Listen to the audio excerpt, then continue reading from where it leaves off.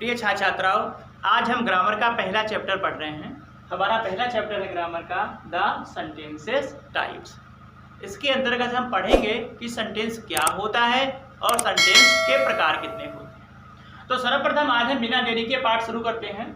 हमारा पाठ है आज का द सेंटेंसेस। सेंटेंस को हिंदी में बोलते हैं हम लोग वाक्य। अब वाक्य क्या होता है, हम लोगों को पता है वाक्य शब्दों का एक समूह होता है, लेकिन हम लोग ये भी जान लें कि निरर्थक अगर हमारा समूह है तो वो वाक्य नहीं है।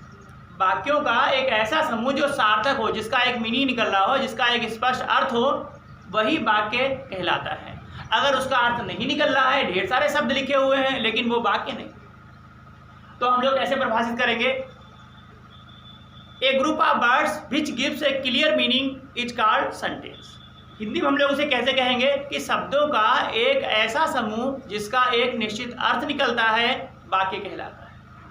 अब हम वाक्यों के प्रकार की बात करते हैं। पहला प्रकार हमारा है असर्टिव सेंटेंस। असर्टिव सेंटेंस का अर्थ क्या होता है? साधारण वाक्य या कथन। ये हमारा साधारण वाक्य या कथन होता है असर्टिव सेंटेंस। इसमें क्या होता है, कोई व्यक्ति साधारण सी बात कह देता है, जैसे Ram goes to school, Sita reads her book, he is going to school, he is reading book, he is playing. इस प्रकार के जो वाक्य होते हैं, साधारण वाक्य होते हैं, जिनमें एक साधारण सा कथन कहा जाता है, वो असर्टिव सेंटेंस कहलाते हैं। अब असर्टिव सेंटेंस दो प्रकार के होते हैं। इसके अंतर्गत दो प्रकार हैं। कौन कौन से प्रकार हैं? पहला प्रकार इसका होता है अफर्मेटिव। वाक्य आपका अफर्मेटिव हो सकता है। अफर्मेटिव का मतलब क्या होता है? सकारात्मक।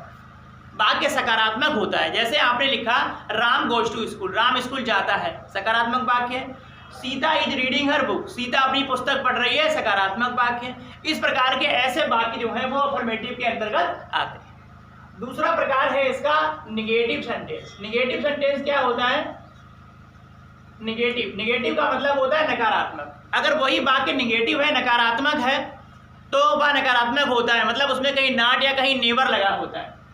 नॉट या नेवर लगा होता है, जैसे Ram does not go to school, Sita is not reading her book, they are not playing, they are not working, they are not doing hard work. इस प्रकार के वाक्य होते हैं जिनमें कहीं नॉट लगा होता है, नेवर लगा होता है, he never goes to school. इस प्रकार के वाक्य होते हैं वो इस निगेटिव के अंतर्गत आते हैं। समझ में आ गया आपके? साधारण वाक्य, साधारण कथन जो होते हैं वो असर्टिव सेंटेंस कहलाते हैं। असर्टिव सेंटेंस में क्या होता है? दो प्रकार हैं इनके, अफर्मेटिव भी इसके अंतर्गत आते हैं और निगेटिव आते हैं।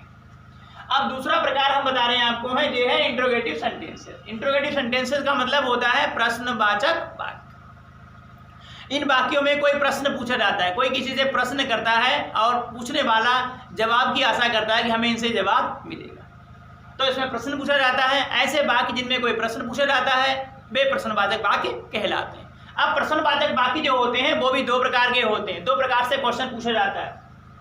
पहला क्या है? Yes no type question. Yes no type question. Yes no type question कौन से क्वेश्चन होते हैं? ये वे प्रश्न होते हैं जिनका जवाब हाँ या ना में दे सकते हैं आप लोग। आपसे किसी ने पूछा आर यू हैप्पी, क्या आप खुश हैं? आपने कह दिया यस या आपने कह दिया नो। तो इस तरीके के वाक्य होते हैं। Will you go to school, क्या आज आप स्कूल जाओगे? आपने कह दिया यस या आपने कह दिया नो। तो ऐसे वाक्य जिनका जवाब हाँ या ना में दिया जा सकता है, उन्हें हम लोग यस या नो टाइप क्वेश्चन कहते हैं, यस नो टाइप क्वेश्चन कहते हैं। इन वाक्यों को हम लोग पहचानेंगे कैसे? ये वाक्य हमेशा क्रिया की ये वाक्य जो होते हैं हमेशा सहायक क्रिया से स्टार्ट होते हैं। सॉरी, मैंने क्रिया बोल दिया। ये वाक्य हमेशा सहायक क्रिया से स्टार्ट होते हैं, ऑक्सिलरी वर्ब से स्टार्ट होते हैं। दूसरा वाक्य होता है WS type. WS type question, इसका दूसरा प्रकार है इंट्रोगेटिव सेंटेंस। दो प्रकार के होते हैं, यस नो टाइप और दूसरा है WS type. WS type questions वे क्वेश्चन होते हैं जिनके जवाब में हमें कुछ लिखना होता है, कुछ बताना होता है। इनका जवाब हाँ या ना में नहीं हो सकता है। तो इसके लिए इनकी पहचान क्या है? इनकी पहचान होती है, ये हमेशा किसी प्रश्नसूचक शब्द से स्टार्ट होते हैं। जैसे हमने आपसे कहा व्हाट इज योर नेम, आपका नाम क्या है? अब आप हाँ ना में जवाब नहीं दे सकते, आपको अपना नाम बताना होगा। हमने आपसे पूछा वेयर डू यू लिव, आप कहाँ रहते हैं? तो आप हाँ या ना में जवाब नहीं दे सकते, आपको बताना होगा आप कहाँ रहते हैं। वाई आर यू वीपिंग, आप क्यों रो रहे हैं? आप हाँ या ना में जवाब नहीं दे सकते, आपको बताना होगा कि आप क्यों रो रहे हैं, कारण क्या है। तो इस प्रकार के जो क्वेश्चन होते हैं वो WS टाइप क्वेश्चन कहे जाते हैं। समझ में आ गया आपके?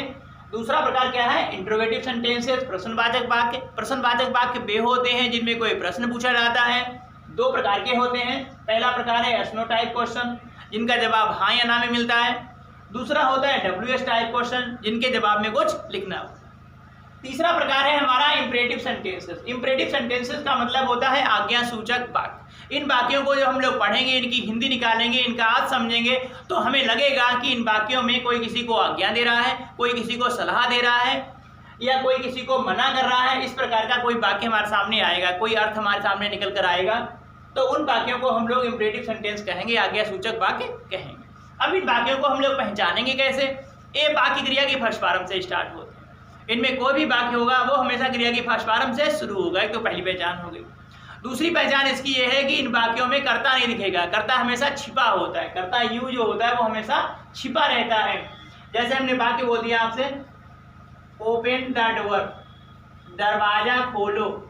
ओपन द डोर, दरवाजा खोलो, ये वाक्य हमारा। ओपन द डोर, दरवाजा खोलो। अब इसे ओपन से स्टार्ट है, क्रिया की फर्स्ट फॉर्म से स्टार्ट है, हम समझ गए कि ये वाक्य इंपरेटिव है। इसमें कर्ता भी नहीं है, दिख रहा है कहीं पर।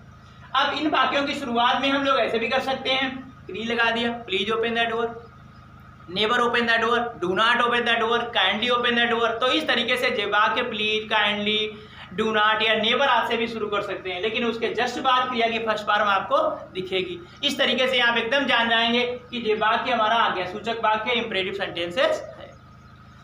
चौथा प्रकार होता है एक्सक्लेमेटरी सेंटेंसेस। एक्सक्लेमेटरी सेंटेंसेस का मतलब होता है विस्मय बोधक वाक्य। इन वाक्यों में अगर हम इनका अर्थ निकालेंगे, पढ़ेंगे, समझेंगे इन्हें, तो हमें निकल के आएगा, लगेगा हमें कि इसमें कोई अत्यधिक प्रसन्नता की बात कर रहा है, अत्यधिक दुख की बात कर रहा है, या अत्यधिक आश्चर्य की बात कर रहा है। इस तरीके से हम लोग जान जाएंगे कि ये वाक्य विस्मय बोधक वाक्य एक्सक्लेमेटरी सेंटेंस है।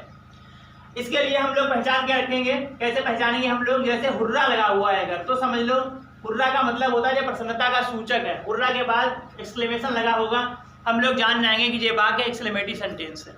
दूसरा होता है एलास। एलास ये दुख का सूचक होता है। हम लोग जान जाएंगे कि एलास लगा हुआ है, इसका मतलब ये सेंटेंस हमारा एक्सक्लेमेटरी सेंटेंस है।